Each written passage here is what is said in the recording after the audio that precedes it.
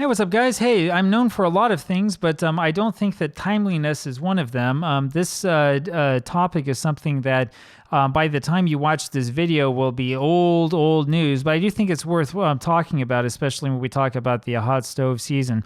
It will give you an idea of basically when I'm actually recording this. The reason why I make videos ahead of time is because it helps out a lot, especially when you're doing vacations or if you have days where there's too much work or whatever happens. But I wanted to talk a little bit about World Series television ratings because it always comes up. It's come up every single year. After the Rangers beat the Diamondbacks in the World Series this year, I didn't do my part to help the ratings because I didn't watch anything live on television. I do have copies of the games, though, and I will watch them slowly eventually. But after that series was over, we started to see again those articles about how baseball is in trouble and how TV ratings are so far down and how awful this is and how awful that is and so on and so forth. I thought that we should probably go take a look at this, right? So a lot of you guys are a bit older than I am. You probably know this better than I do. I'll tell you that I remember fondly the 1997 World Series, which was the Indians-Marlins series. You will remember that one, of course, because that is the one where NBC Sports, the head of that, or the head of NBC something or other, was complaining about how NBC had to air this World Series between two teams that weren't in New York or Los Angeles, and about how sad it was that NBC was going to have to eat into its precious whatever lineup and all this other stuff, right? So back then, I mean, it was kind of, I don't know, ingrained in my head that, baseball is a bad television product and how awful it is that these stations that pay all this money to air it have to end up airing it. That was kind of the beginning, I suppose, at least of my memories of the negative press around baseball television ratings, though I will tell you that I understand, having read back on it since then, that this was an issue going back to the CBS era in 1990 itself. But we'll go ahead and look at some of these numbers and kind of keep this, put this into some perspective. So we'll switch over here to our lovely view where we're looking at what things say. As usual, I have forgotten to zoom in. This will make it so you can actually see what we're doing, and I will enlarge this just a little bit. And we have our nice emulated Windows background behind us. So don't worry too much about the least and most viewed series. We're just going to look here for trends, right? So the nice thing about this on Wikipedia is that you can see the average view of each series. And the interesting thing as you look through this is that World Series back in the day, like the highest ratings are different than they are today. Nowadays, we think about a big Game 7 having the highest rating, but for, say, the 68 World Series, it was actually Games 3, 4, and 5. Now, if we look that up, 1968 World Series, I suspect since these were all day games, those were the weekend games, and we'll see if we're right. Well, October 5th, 6th, and 7th, that doesn't tell me very much. Let's see here. We'll probably have to look up 1968 calendar. This is why you should plan out your videos ahead of time instead of winging it. All right, so we'll look at the yearly calendar. Here we go. Thank you. All right, let's see here. Interesting. Look at this. October 2nd and 3rd were the first games of the series. That was Wednesday and Thursday. And then you had 5th, 6th, and 7th, which is the Saturday, Sunday, and Monday, and then the 9th and 10th. So yeah, that's the way that it went, which seems about right. Yeah, 9th and 10th. So 2nd and 3rd, 5th, 6th, and 7th, and 9th and 10th, which is the traditional way the World Series were, by the way. They used to begin on Thursdays. Wednesdays, not whatever day it is they start today. The reason why this happened, and of course I might be wrong, maybe it does start on Wednesday, I just don't know what I'm talking about. The reason why they would do this back then is I think in part out of a little bit of deference to the NFL, but I think it was rather because these are all day games and you needed to have games on the weekend when people could actually watch them. Interestingly enough, though, so you look at this, this is what, Wednesday, Thursday, Saturday, Sunday, Monday, is that right? Wednesday, Thursday, Saturday, Sunday, Monday, yeah, because Game 5 was on a Monday. The Monday game had fairly good viewership, but not quite as good as Game 1. But of course, as you can imagine, it was the Saturday and Sunday games that got all of your viewers. Now, I mean, I'm not a network executive by any stretch of the imagination, but I would figure that you would naturally think that, yeah, we want Saturday and Sunday games because people are at home and can watch, right? Although Sunday might depend upon what the NFL or back then the AFL is doing as well.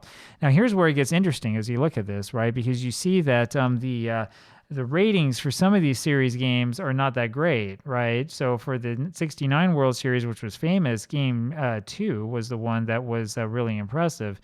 But games 3 and 4 didn't have the same high ratings, same with 1970. And then afterwards, as we go through, we start to see that pattern established where the 7th game ends up being the sort of ratings winner.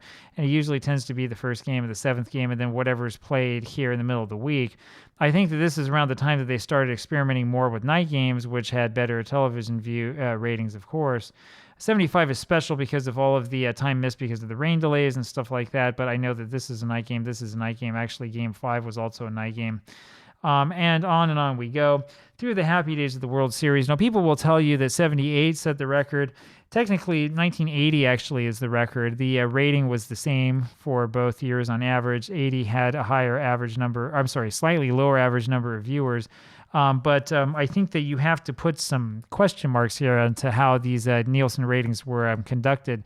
And really, my understanding, at least, is that for the networks themselves, it's the rating that counts the most, right? Because this is just sort of an estimate. Yeah, you can see that 3 of the highest rated games of all time, highest rated game 1, 3, and 4 came in 78. And game 2 and 6, the highest ones came in 1980, and then the highest rated game 5 was in 1982. Interesting how that works. The tradition was that this game 4 and 5, would be afternoon games. Game 4 on Saturday would be an early afternoon game, and game 5 would usually be a late afternoon game, and the rest would all be night games. That's the pattern that they set eventually after all the experimenting beforehand. I mean, you can see so pretty clearly in the ratings that it's the 6th and 7th games especially that will create interest in the World Series among the general public and not just among baseball fans. The other thing you can see is that the ratings do kind of fluctuate from year to year, kind of depending maybe on the teams involved, and I think depending a little bit on markets. And there are some times where things are kind of like inexplicable. For example, game 4 of the 84 World Series only had a 15 rating. Not sure why that is. Interesting how that works. That famous game 6 in 85 had a 24.2, which wasn't that high, followed by a really high 32.6 for the blowout game 7 after game 6 was so famous. Meanwhile, 1986, the series that most people remember, Game 6, of course, had a 30.3. Game 7 was the highest rated Game 7 of all time, and that one is, of course, very, very famous. That's the one where it was up against Monday Night Football, remember that, and the Monday Night Football game in the Meadowlands had to be halted after the Mets ended up going ahead because the crowd was going nuts. So interesting stuff as you go through here. Now, if you pay attention, remember this column here closer to the left is the one that's going to tell us about the average ratings and stuff like that. When we go through, you can see that though you did have a bunch of these in like the mid-20s and stuff, there were still some series that didn't have huge ratings. 1989 never had huge ratings at all. Interesting to see that. Even before the earthquake it didn't, and then afterwards and after all that waiting, the ratings never really came back. Meanwhile, 1990 had higher ratings. I'm not so sure what the reason is, right? Maybe because the Athletics were touted as one of the greatest teams of all time in 1990 and received a lot more attention. I don't know, right? Another thing to pay attention to, and I haven't really gone through this, but you can compare the NBC series, like 88, with the ABC series 89, and you will see that not always, but frequently the NBC series had higher ratings. I would say that that's because the NBC World Series tended to have higher production value. Although the 77 series had a higher average rating than 76, that's because it had a 6th game. See how that knocks it up? Another thing I wanted to talk about here really quick, just looking at this data, and I know this is sort of rambling on, but you see the ratings sort of depressed universally, and really the catalyst, it's not so much CBS, but it's 1993. So what's the difference that happens here? Well, you had Jack Buck in 1990 and 1991. He was kind of chased from the network in a way that wasn't great, even though he did a great job with the 91 World Series. Everybody knows that. This is I think one of the better World Series of all time and had the deserved high rating. In 92, I remember watching the 92 series with my dad. He put on the radio while we would watch it so that we could listen to Vince Scully, even though it wasn't synced up with the television. We did the same thing in 93, because this is where Sean McDonough comes along. I mean, we all have our opinions on sportscasters. I actually, as much as I despise Joe Buck, I think that Sean McDonough is the worst national baseball broadcaster of all time, and I think that is not even close. A couple other things I want to note here. The 95 World Series generally had good ratings, despite the fact that it was shared between both ABC and NBC, and despite the 94 strike. It did better than the 93 series and better than the 89 series. We don't always talk about that. When Fox started getting the series, actually Fox's, well, I don't know, it's about even here, I suppose. But in like 99, NBC had better ratings than Fox did. And 99, I think, is sort of the height for at least a little while. Despite the fact that it's only a 4-game series. And I think that a little bit of that is viewers sort of voting with their clicker. I mean, the 98 Yankees are another one of those great famous teams of all time, but I think that Fox's production value back then was probably not all that great. And as I recall, there were a lot of close-ups of players' noses and other weird things. I think you see this here as well in 96, where Game 6 did not get that normal Game 6 boost. 97 on NBC, meanwhile, actually was not a really poorly rated series, even in comparison to the ones around it, right? It didn't have the Braves, so that's why it wasn't like 95, I suppose. But the 97 series was really nothing to scoff at, and that Game 7, of course, was an all-time classic. So, I mean, so much for NBC's complaints. Series, you would think that the all New York series would have a high rating, and actually it was relatively low, whereas getting the Diamondbacks in there helped with the rating. Of course, having Game 7 did help as well, but when you do a direct comparison here, you can see that the 2001 World Series was stronger. Of course, as you may have forgotten, the 2001 World Series featured a number of really intense and close games, and that's what helps. Having a good competitive series will help. Similar to the 2000 series, 2002 had problems because these teams were in such close proximity to each other. And that's another thing you notice. If you have teams that are coming from the same TV market, there are problems. The series is not quite as heavily viewed as it is from other places. A couple other things that I've looked at. I mean, you look at some of these series with poor ratings, like, 2004, everybody watched that. Of course, we know that because the Red Sox were breaking the curse. 2005 was not so hot, despite the fact that the White Sox were breaking their own curse. I thought that this was actually a fun series. I remember watching it, but, I guess others didn't. For 2006, I was in China. I didn't watch any of this, and that Game 1 rating is actually pretty bad in comparison to what we've seen. And then 2007, when you had the Red Sox in it again, I remember this one very well. The rating was awful, which is interesting. It's not necessarily true that a big team will help you out.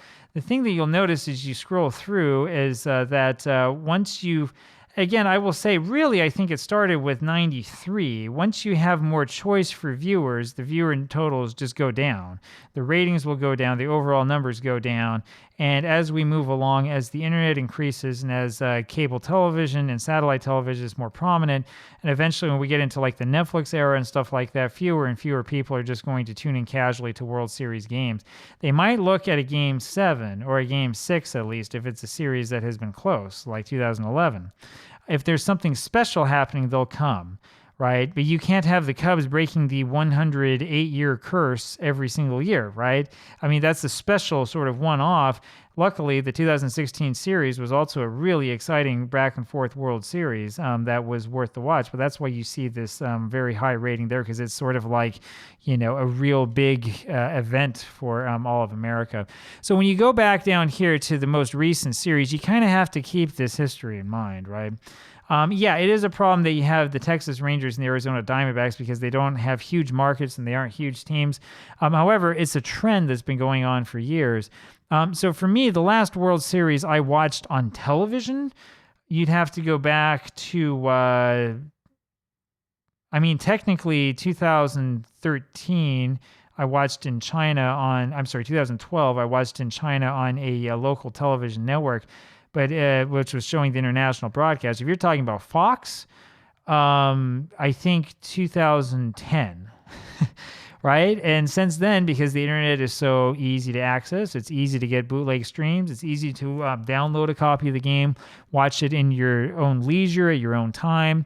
And we also know that Major League Baseball will put games up here on YouTube after the fact, so you can watch them. There's not that much reason to tune in. You can read the ESPN article, learn about what happened, and then you can watch it in more depth at your own pace. Go slow if you have to later on. That's kind of what's happening, and I think that helps to explain this drop in viewership. There's other stuff that we want to talk about. I mean, this video is way, way too long. I wasn't able to get to half the stuff that I was thinking, but there's other stuff that's going on here as well, right? You have stuff like, the way that the series is broadcast has changed. I did a little experiment after watching huge chunks of Game 2 of the World Series this year on a bootleg stream. I went back and I watched, I think it was Game 1 of the '86 World Series, and I actually noticed that John Smoltz is not really that great of a color commentator. He's not as good as Joe Garagiola, right? And nobody's like Vin Scully. But I noticed that there were similarities actually in the broadcast. There's, at the beginning of the series, you have more moments of sort of quiet, and they're kind of looking for things to say and to point out and all that stuff. I will say that Scully and NBC's presentation made it feel like you were watching a grand event more than Fox. Fox makes me feel like I'm watching NASCAR. But there's a difference in the presentation, right? There's a difference in the way that Fox handles things. Fox, I think, recently has kind of shied away from the look up the guy's nose, type of close-up and dramatic moments. And it helps that the game is faster this year, which makes it a lot more watchable, a lot more enjoyable and easy to catch on to. But the difference I would say is that, and like I said, NBC tends to have this sort of feeling like this is some event and this is America coming together and we're going to watch this and this is a real special thing in its tradition. Whereas with Fox, it just doesn't have the same feel and the same event. Really, if baseball really cares about the ratings, I don't think that they do because they get paid no matter what. If they really care about the ratings, they need to ditch the series and just have one-off games because that's the thing that people want to watch. I don't think that they think that way. We'll see what happens with the NBA and their mid-season tournament. We'll see how that goes, if that gets good ratings or not, if that helps them out or not. But I don't think that Major League Baseball honestly really cares that much about it. The other thing that you want to see here, and then I'll shut up and go away, when we're looking at this screen, the other thing that stands out to me is that there are still quite a few people watching baseball. Back when I was, in the 2002 World Series, I was at college. I was over at BYU. And I was trying to watch these games on one of the televisions in one of the commons areas. It was near on-campus housing. I remember watching this and some kids coming in. They were upset at first that the OC wasn't on Fox. Remember that show? And then they wanted to switch over to some other junky show on NBC or something like that. And finally, I got tired of listening to people make comments, so I left. And I think I had a little TV in my dorm at black and white, so I just watched the series there. That's back when we had 19, 20 million viewers. And the funny thing is these kids were from California. It was an all-California World Series, so it gives you an idea of what's going on. I never would have thought, having experienced that today, 21 years later, you would still have almost 10 million viewers for a World Series game, but that is what you have today. As bad as the numbers and as the ratings are, we might want to think about celebrating the fact that people are still watching the sport 21 years later. Because back then I thought, man, baseball is just on this way down and this really is, an old man sport and there's no way around it. That's not true. And it's also, by the way, not true for baseball simulators and all the geeky stuff that we do. The people not only will come, the people are there, just have to go out and find them. Anyway, sorry about the long rant. I will talk with you again tomorrow, and we'll see you then. Bye.